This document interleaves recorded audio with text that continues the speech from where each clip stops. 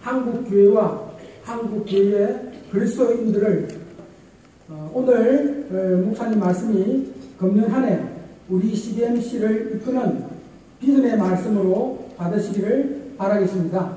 이제 나오신 그리고 의자 앞쪽으로 앉아주시기를 바라겠습니다.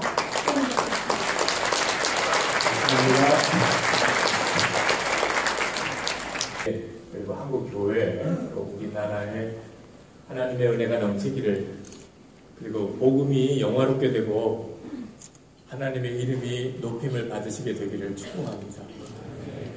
제가 몇 해 전에 서울대학 개강 예배 설교를 갔다가 이야기를 들었습니다.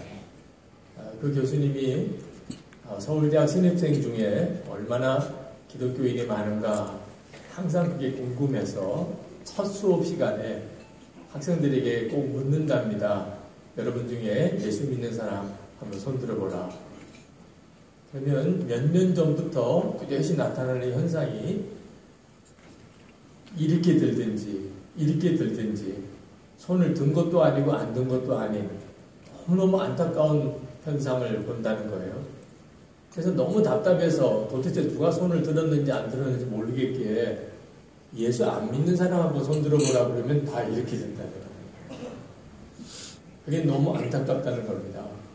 서울대학에 입학을 했다는 게 얼마나 그들에게는 자랑스럽겠습니까? 어디 가서 은근히 그거 다 드러내고 싶지 않겠어요? 근데 예수 믿는다는 것에 대해서는 부끄럽게 생각하는 현상. 지금 한국 교회에 또 우리 한국 사회에 복음이 조롱받고 있는 현상.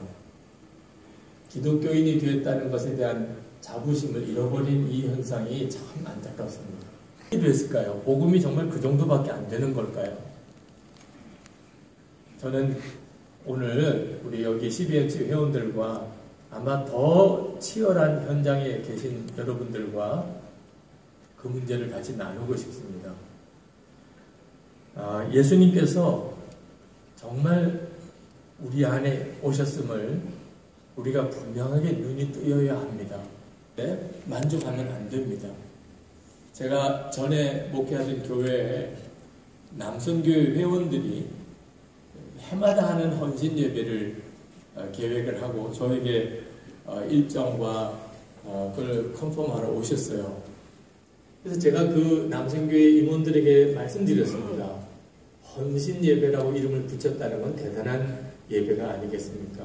그러면 무엇을 도대체 헌신하셨습니까? 실제로 가져온 내용을 보면은 예배 사회를 누가 하냐, 기도를 누가 하냐, 뭐 헌금 특성은 어떻게 하냐, 설교는 저보고 하라 그러고, 그리고 헌금은 다 모아서 당신들이 쓰시겠다는 거예요.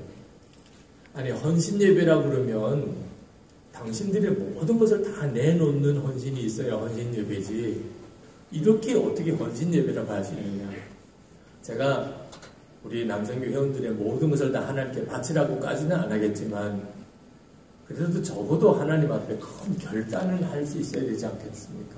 그랬더니 회장 되시는 장로님이 목사님 어떤 정도의 결단이 있으면 되겠습니까? 그러시더라고요. 그래서 제가 이제부터 사업을 하든 가정에서든 교회에서든 내가 밖에 사회 활동을 하든 철저하게 하나님의 말씀대로만 살겠습니다. 적어도 그 정도쯤은 결단을 해야 하지 않겠습니까? 그리고 회원들이 사인을 다 받아오시면 제가 그걸 근거로 헌신 예배라고 인정을 해드리겠습니다. 그랬더니 알겠다고 그러고 가셨어요. 그리고 그 다음 주에 오셨습니다. 회원들과 만나서 그 이야기를 했는데 헌신 예배를 안 하기로 결정을 했다는 거예요. 사인을 하라 그러니까 너도 나도 다 자신이 없어 하더라는 거예요. 결국은 헌신 예배 하지 말자고. 너무 마음이 안타깝더라고요. 이것이 지금 현재 우리가 예수님을 믿는다고 하는 것의 수준입니다. 여러분,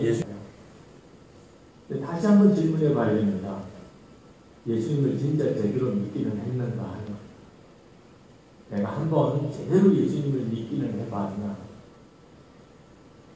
예수님께서 나를 믿는 자는 내가 하는 일 그도 할 것이요 또한 그보다 큰 일도 하려니 이는 내가 아버지께로 가리라. 요한복음 14장 12절 말씀입니다. 예수님을 믿기만 하면 그러면 주님이 하시는 일도 하고 그보다 더 큰 일도 할 것이다. 우리가 이런 믿음을 가져보았는가 하는 겁니다. 예수님을 이렇게 정말 믿어보았는가 하는 거예요.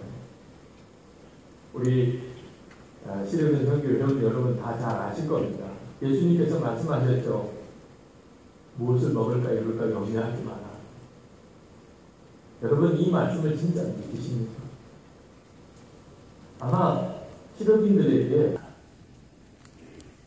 이 말씀 하나 정말 믿습니까? 그렇게 믿으시면서 이제 사업하십니까? 먹고 입고 사는 것은 더 이상 걱정하지 않고 그렇게 사업하십니까? 철저하게 한번 하나님 앞에 점검해 봐야 돼요. 나는 그런 말씀 하지 마십시오. 목사로 부름을 받았다면 신학교 가야죠. 그러나 사업 잘하시는 것도 목회하는 것보다 비교할 수 없이 큰 하나님의 일이고 학자도 독립군이고 사업가도 독립군이고 독립군에 무슨 직업이 따로 있습니까? 주의 사명 감당하는 일에는 목사나 실업인이나 구분이 없습니다. 예수님 정말 진짜 믿어야 하는 데 있어서만큼은 목회자만 그런 것도 아니고 교회 일을 하는 사람만 그런 것도 아니고 선교 현장에 나가 있는 사람만 그런 것도 아닙니다. 가장 치열한 선교 현장은 아마 비즈니스 현장이실 거예요. 여러분들이 어떤 뜻에서 보면 그리스도의 대사이십니다. 세상 사람들에게 예수 믿는 사람이 어떤 사람인가를 그대로 보여주는 분들이십니다. 감당할 일이 얼마나 많습니까? 사업 잘해야지요. 예수 믿는다고 소문났으니 예수 믿는 사람 사업이 저렇게 안 된다. 이런 말 들으면 얼마나 하나님께 영광 가리는 일입니까?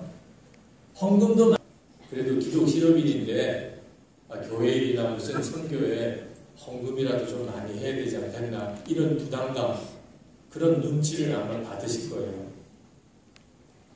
교회 봉사도 그렇고 또 이 CBMC 활동도 그렇고 아마 이런저런 책임을 맡고 있는 일도 많을 겁니다.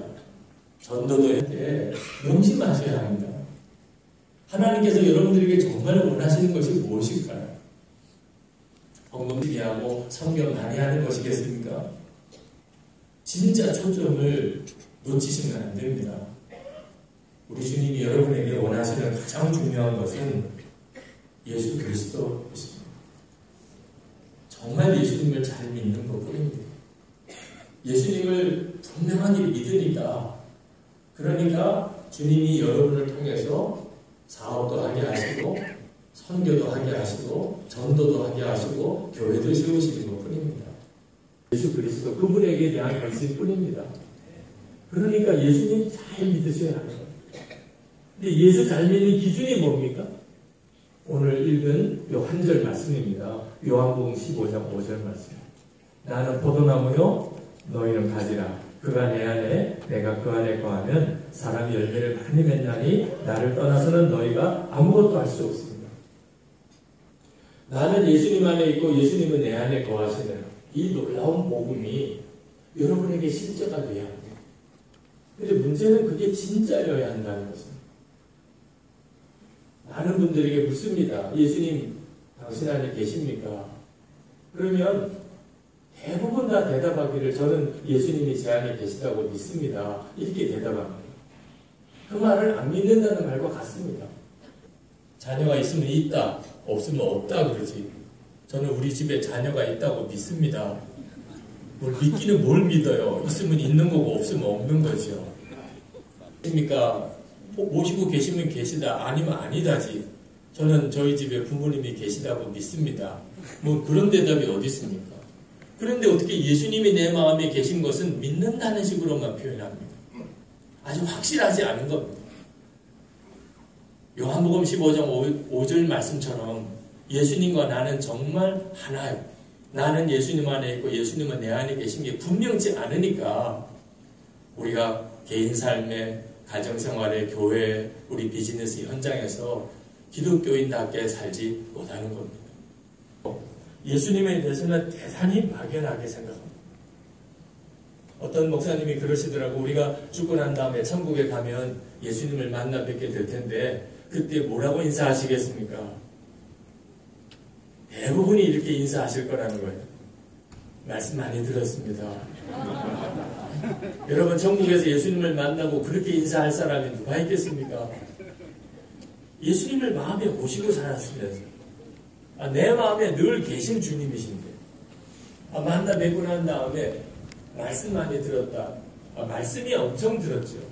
예배 드릴 때마다 들었고 성경 공부할 때마다 들었고 만나 뵌 적이 없어요.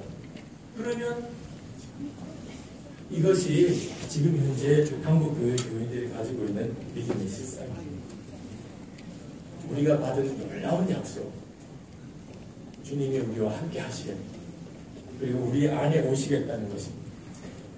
여러분이 이런 믿음을 가지게 될 때에야 비로소 여러분이 하고 있는 이 비즈니스는 하나님의 영광의 도구가 됩니다. 그리고 하나님께서 여러분이 일하는 모든 순간마다 실제로 함께 하시고 여러분을 도와주시게 됩니다. 다윗이 그랬잖아요. 그래서 24시간 예수님을 바라보자고 하는 것입니다. 히브리서 12장 2절에 믿음의 주여 또 온전하게 하시는 이인 예수를 바라보자. 그는 그 앞에 있는 기쁨을 위하여 십자가를 참으사 부끄러움을 개의치 아니하시더니 하나님 보좌 우편에 앉으셨느니라. 24시간 예수님을 바라보자고 권합니다. 여러분이 정말 그렇게 하셔야 합니다. 여러분이 정말 예수님이 여러분 안에 여러분이 예수님 안에 있는 주님 포도나무가 여러분이 가진 삶을 살아보기를 원한다면 주님은 이미 우리 안에 오셨습니다. 우리가 해야 할 일이 있습니다. 우리도 동일하게 24시간 주님을 바라보는 것입니다. 여러분, 예수님이 정말 여러분의 마음에 임하셨음을 믿게 되는 순간 비전으로서 기적의 삶을 살아가게 됩니다. 우리에게 부족한 것은 예수님이 진짜 내 마음에 계시다. 나는 왕을 모시고 산다. 하는 것에 대한 분명한 믿음과 의식이 없는 것입니다. 완전히 변하죠. 예수 믿는데도 사람 안 변하는 사람 많던데요. 예수님을 분명하게 믿지 않아서 그런 것입니다. 계실 겁니다. 담임 목사님이 여러분 집에 신방을 오시거나 여러분의 사업장에 신방을 오시면 너무 감사할 것입니다. 그런데 그 담임 목사님을 모시고 살라고 그러면 어떻습니까? 아마 대단히 불편하실 겁니다. 담임 목사님을 집에 모시고 살라. 그러면 이건 신방 오시는 것과는 차원이 다르잖아요.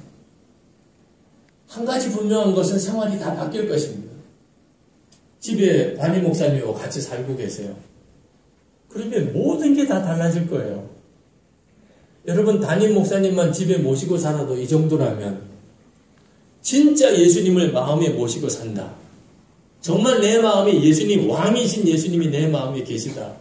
이 사실이 정말 믿어지는 사람에게 어떻게 삶이 안 바뀔 수가 있겠어요? 어떻게 성질대로 할 수 있겠어요? 어떻게 자기 마음대로 말하겠어요? 어떻게 자기 생각대로 도장 하나 찍을 수 있겠습니까? 왕을 모시고 산다는 의식이 없는 것이 문제인 것입니다. 존 파이퍼 목사님이 청년 집회 때 이런 설교를 하셨습니다.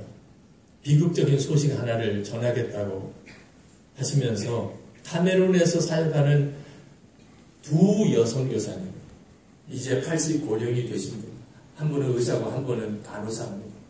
그분이 카메룬 산악지대에서 차량 사고로 순직하신 이야기를 전했습니다.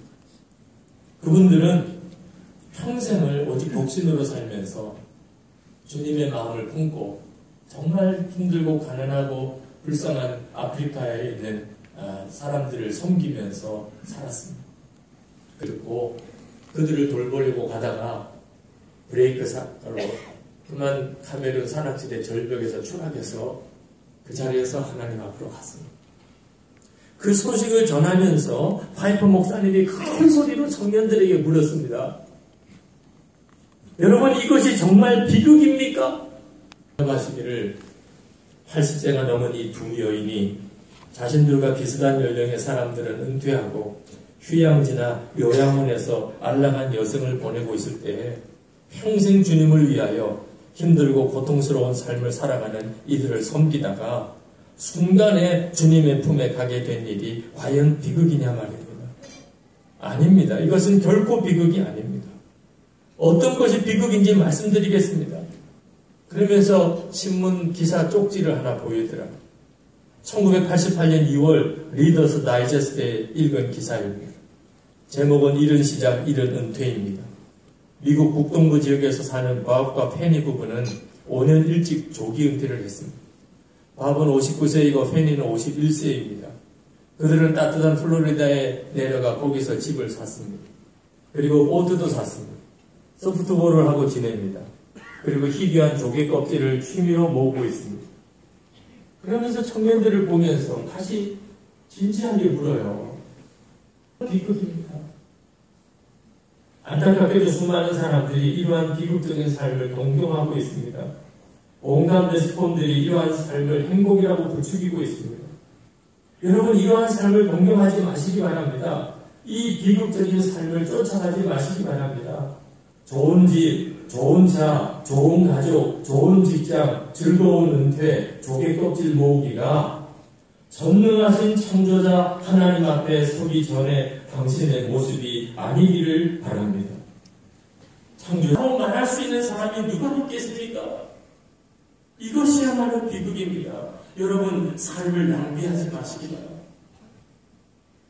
기독 실업인이신 여러분, 여러분의 꿈은 무엇입니까? 좋은 집, 좋은 차, 더 큰 회사, 더 많은 수입, 안락한 노후, 편안한 삶, 그렇습니까? 그 정도쯤에 머물러 있습니다. 그러면서도 선교도 좀 하고 교회 건축 헌금도 하고 그렇게 하시기를 원하시는 것입니까? 아직도 진짜 주님을 모르시는 것입니다. 주님의 마음을 몰라도 한참 모르는 것입니다. 제가 아는 장로님 한 분이 내가 사업을 더 이상 이렇게 하면 안 되겠다고 깨달으셨어요. 그리고 마음이 결심을 했어요. 이제 우리 회사를 하나님께 다 드리겠다. 이제는 하나님의 방법으로만 사업을 하겠다. 그리고 그것을 자기 회사에 발표를 했습니다. 이제부터 우리 회사의 주인은 하나님이시고, 그리고 이제는 하나님의 방법대로만 비즈니스를 하고 사업을 하겠습니다. 여러분도 그렇게 해주시기 바랍니다. 근데 그 뒤에 재정 담당하는 이사와 영업 담당하는 이사가 사표를 냈어요. 으로는 사업 못합니다. 이 장로님이 충격을 받으셨어요. 자기는 지금까지 자기 회사라고 생각해요. 내 회사, 내가 세웠고 내가 사장이고 내 마음대로 다 되는 회사라고 생각해요. 그런데 알고 보니까 주인이 따로 있었어요. 자기가 주인이 아닙니다. 그 회사를 움직여가고 있는 주인이 따로 있었어요. 충격을 엄청 받았습니다. 여러분, 헛것에 속으면 안 됩니다. 진짜 주님 앞에 가설 준비를 해야 합니다. 과제가 뭔지 아십니까? 주님 앞에 섰을 때 낯선 주님으로 만날 거냐, 친밀한 주님으로 만날 거냐 하는 것입니다. 여러분은 지금 주님 앞에 서신다면 그때 만나실 주님은 낯선 주님일 것 같습니까? 친밀한 주님일 것 같습니다. 평소에 예수님을 내 마음에 진짜 왕으로 모시고 모든 순간에 주님을 바라보고 살지 않았던 사람은 우리 주님을 뵙는 순간에 그분은 나에게 너무 낯선 분. 모시고 사는 사람에게는 주님은 언제나 나에게는 기쁨의 대상. 미국의 유명한 부흥 목사님이 집회를 인도하는 디트로이트시에 가서 집회를 인도하는데 아침에 호텔에서부터 얼마나 성령의 역사가 강하게 부어지는지 충만했습니다. 오전 집회 인도하는데 강력한 하나님의 역사들이 나타났습니다. 너무너무 놀라요. 목사님 자신도 그런 역사는 처음이었다고 했어요. 그 집회가 끝나고 이제 디트로이트에 있는 여동생과 함께 식사를 했습니다. 그런데 식사하는 자리에서 갑자기 주님이 말씀하셨습니다. 호텔로 돌아가서 기도해라. 지금 여동생과 막 식사를 시작하는 시간입니다. 도무지 순종할 수가 없었습니다. 주님이 말씀하시는 것은 분명히 알겠는데 지금 상황이 이제 오래간만에 만난 여동생 가족과 식사를 하고 있는데 내가 벌써 일어나면 이 분위기가 다 깨있어요. 그리고 있는데 이건 너무 미안한 일이잖아. 그래서 그냥 못 들은 척하고 식사를 다 마쳤어요. 그리고 호텔로 걸어왔는데 몹시 피곤해서 잠깐 쉬고 그리고 이제 저녁 집회를 기도하러 갔습니다. 낮 집회보다 2배나 많은 사람이 모였어요. 낮 집회 때 얼마나 은혜가 강했는지 소문이 났습니다. 2배나 많은 사람들이 모여서 다들 은혜를 사모하는데 집회 설교를 하러 올라섰는데 맹맹하니 만들어요. 마치 하늘에 노뚜껑이 덮인 것처럼 하나님의 역사는 아무것도 나타나지 않아요. 이 생각 저 생각 떠오르는 대로 성도들에게 은혜가 될 만한 말씀을 전했지만 진땀만 나고 그렇게 겨우 설교를 마치고는 호텔로 도망가듯이 도망와 버렸어요. 호텔 문을 걸어 잠그고 하나님께 기도했습니다. 하나님 왜 역사를 안 해주신 겁니까? 그때 주님께서 아주 조용히 말씀하셨어요. 점심 먹을 때 내가 너 기도하라고 했는데 너는 순종하지 않아. 아니 하나님 그건 말도 안 되는 시간입니다. 제가 여동생과 모처럼 만날 시간 내가 식사를 거기서 중단하고 일어나면 다들 분위기가 힘들어지는 상황 아닙니까? 그때 하나님께서 대답하셨어요. 내가 정말 나에게 쓰임받기를 원하느냐? 내가 너를 통해서 정말 역사하기를 너가 정말 원하느냐? 그렇다면 너는 순종의 대가를 치러야 해.